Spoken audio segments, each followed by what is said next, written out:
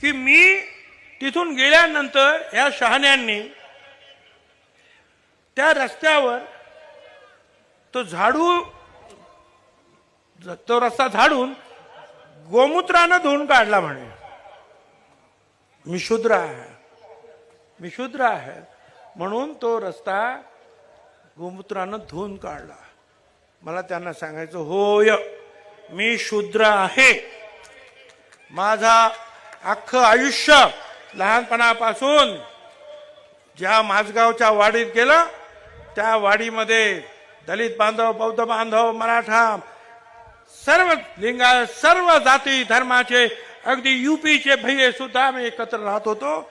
त्या दलित बांधवांमध्ये मी वाढलेलो आहे. मी आहेच शूद्र. पण आम्ही शूद्र आहोत, आम्ही ओबीसी शूद्र आहोत म्हणून तुम्ही गोमूत्र शिंपडता.